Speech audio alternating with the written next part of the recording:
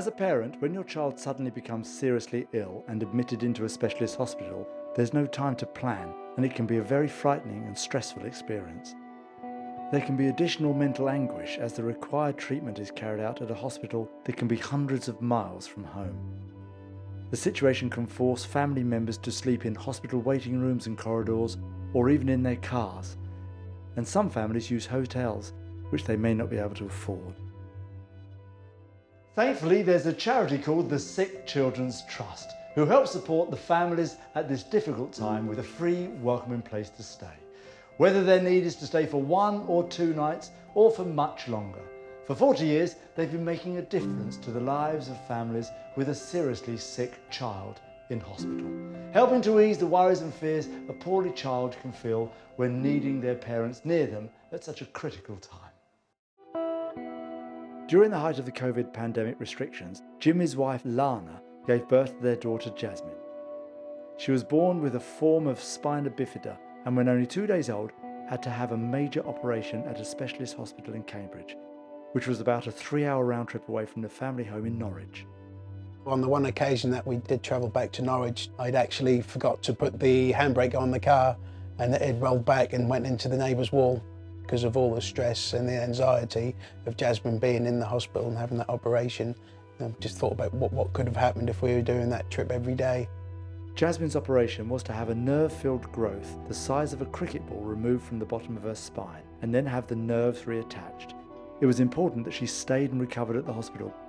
We assumed that the recovery time was going to be 2 weeks. It was actually turned out to be 3 weeks, so the cost of that would have been quite horrendous, really. We're talking thousands of pounds.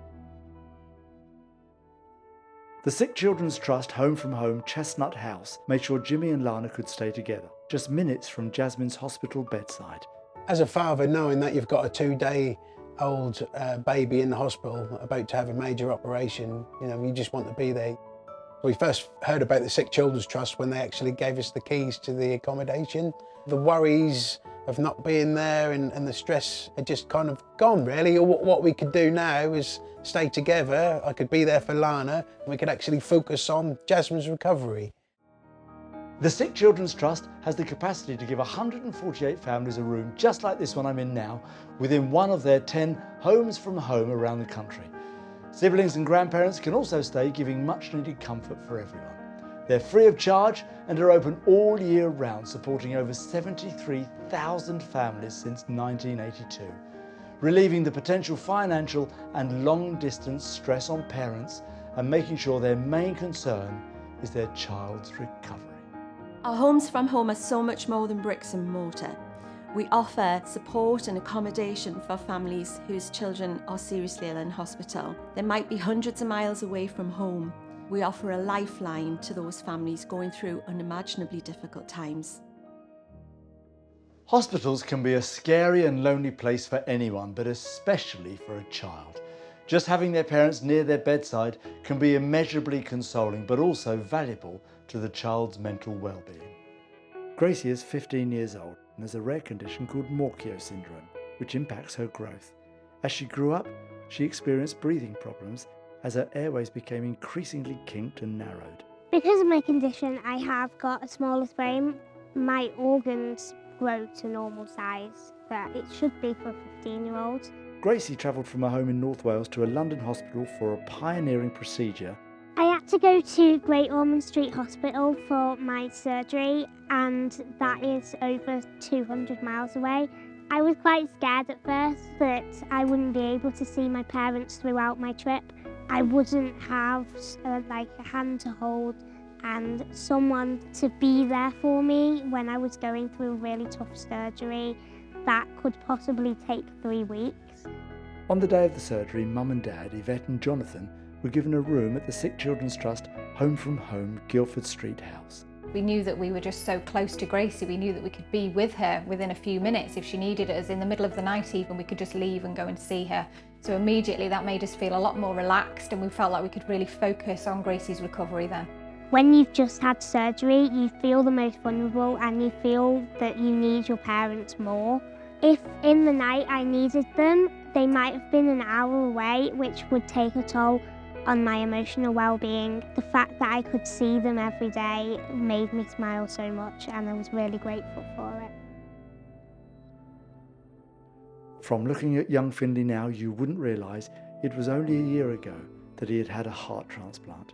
He had been coughing, so that evening we took him over to the hospital and they thought originally it was bronchitis, but the doctor on that night did a chest x-ray.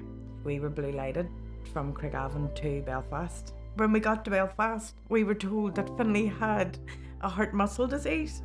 The blood wasn't pumping round the heart the way that it should be, and he was in heart failure. He would have died within a few days.